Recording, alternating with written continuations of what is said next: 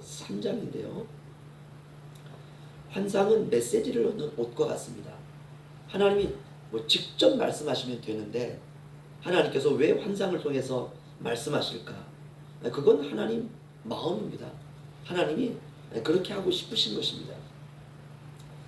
우리는 단지 그 환상을 통해서 하나님께서 무엇을 말씀하시는지 알고 우리가 그 말씀대로 살면 되죠.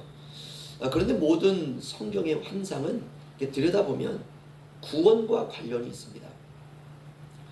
구원이라고 하는 것은 예수 그리스도의 사역이죠. 다시 말하면 탄생과 고난과 십자가와 부활과 영광이라고 하는 그 흐름 안에 있습니다. 그것 외에 다른 뜻은 없지 않을까, 저는 그렇게 생각을 합니다. 스가랴가 오늘 환상을 보았는데, 네 번째 환상을 보았는데요, 굉장히 특이합니다. 1절 보시면은요, 대제사장 여호수아는 여호와의 천사 앞에 섰고 사탄은 그의 오른쪽에 서서 그를 대적하는 것을 여호와께서 내게 보이시느니라. 아멘. 여기 여호수아는 우리가 성경에서 보는 그 모세의 시종이었던 여호수아가 아닙니다. 대제사장 여호수아인데요, 대제사장은 백성들의 죄를 하나님께 가지고 나아가서 제사를 통해서 용서를 구하는 백성들의 대표와 같습니다. 오늘날로 말하면 목회자와 같다라고 할 수 있습니다. 그런데 그 대제사장 여호수아를 사탄이 대적하고 있다, 이렇게 말하고 있습니다. 이 장면은 우리가 살아가는 오늘날 우리의 현실과 똑같습니다. 사탄은 하나님께 우리를 날마다 고소하고 있습니다. 하나님, 저 사람이 하나님의 백성이라고요? 저 사람을 한번 보세요. 저 사람이 세상 사람과 다른 게 무엇인가요? 예수의 피로 거룩해졌다고 하는데 그렇게 보이시나요? 이렇게 날마다 우리를 고소하고 있습니다. 지금 사탄이 대제사장 여호수아를 이런저런 이유로 이렇게 고소하고 있습니다. 그러자 하나님이 2절에 이렇게 말씀하십니다. 여호와께서 사탄에게 이르시되, 사탄아, 여호와께서 너를 책망하노라. 예루살렘을 택한 여호와께서 너를 책망하노라. 이는 불에서 꺼낸 그슬린 나무가 아니냐 하실 때에. 아멘. 이 말씀은 이런 뜻입니다. 사탄이 대제사장 여호수아를 고소하는 겁니다. 저 사람이 대제사장인데 형편없습니다, 이렇게 고소하는 거예요. 마치 오늘날 사탄이 우리를 하나님 앞에 이 사람이 예수의 피로 산 당신의 백성입니까? 형편없습니다, 고소하는 것처럼 대제사장을 고소합니다. 그러자 하나님이 이렇게 말씀하는 것입니다. 네 말이 맞다. 그가 대제사장인데 네 말대로 형편없는 것이 사실이다. 그는 더럽다. 당연히 심판을 받아야지. 하지만 내가 그를 불타고 있는 장작더미 속에서 꺼내어 가지고 깨끗하게 했다. 바로 이 말씀입니다. 그는 죽어 마땅한 죄인이지만 내가 그를 살렸다. 내 아들 예수의 피로 내가 그를 살렸다. 그가 대단한 업적을 쌓아서 내가 살린 것이 아니라 내가 그를 창세전에 선택을 했고 아브라함과의 약속을 기억하여 믿음으로 그를 거룩하게 한 것이다. 네가 아무리 내 백성들, 내 자녀들의 현실적인 모습을 가지고 그를 대적한다 할지라도 그가 구원받은 것은 나의 사랑과 은혜와 긍휼 때문이다. 하나님이 이렇게 사탄 앞에서 여호수아를 변호하고 있는 것입니다. 지금도 예수님은 저와 여러분에 대해서 이 사탄의 송사에 대하여 동일하게 변호를 하고 계신다는 것입니다. 3절을 보시면요, 여호수아가 더러운 옷을 입고 천사 앞에 서 있는지라. 어떻습니까? 맞죠? 여호수아가 옷이 더러워진 것입니다. 그러니까 사탄이 저 보세요, 대제사장이라고 하는 저 사람이 저렇게 더러운 인생을 살고 있습니다 라고 이렇게 송사하고 있는 것입니다. 그러자 4절에 보시면 여호와께서 자기 앞에 선자들에게 명령하사 그 더러운 옷을 벗기라 하시고 또 여호수아에게 이르시되 내가 내 죄악을 제거하여 버렸으니 내게 아름다운 옷을 입히리라 하시기로. 아멘. 이렇게 저와 여러분의 구원은 하나님의 절대적인 주권과 사랑과 긍휼로 구원을 받은 것입니다. 5절에 내가 말하되 정결한 관을 그의 머리에 씌우소서 하며 곧 정결한 관을 그 머리에 씌우며 옷을 입히고 여호와의 천사는 곁에 섰더라. 아멘. 이것은 신자의 구원을 설명하고 있는 말씀입니다.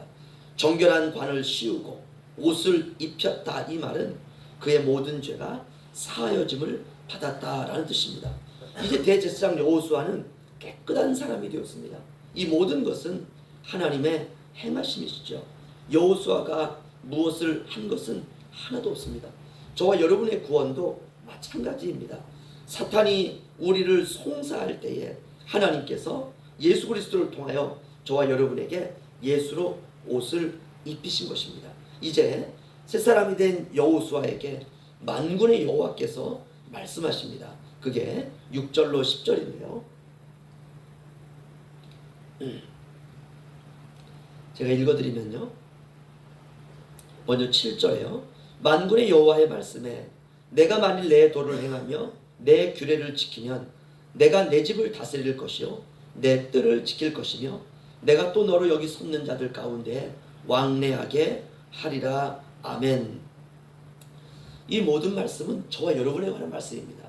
죄인 되었던 저와 여러분을 사탄이 송사할 때에 하나님께서 예수 그리스도의 그 변호를 들으시고 하나님, 저 백성들이 죄인이지만 그러나 내가 피를 흘려서 저 백성들을 깨끗하게 했습니다. 이렇게 깨끗하게 된 백성들에게 첫 번째 하나님께서 말씀하시는 건 순종에 관한 말씀입니다.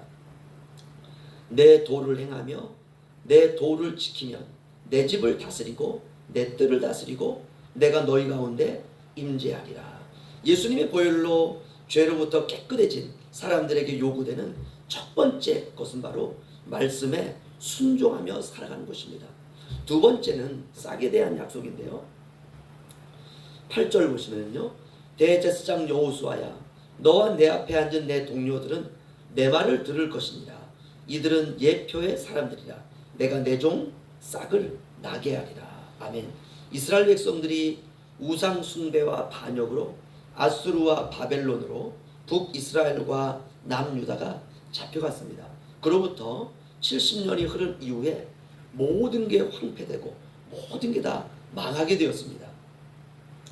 더 이상 소망도 없고요. 다윗 이후에 이스라엘을 통치하던 왕들도 이제 하나도 남지 못하고 다 죽었습니다.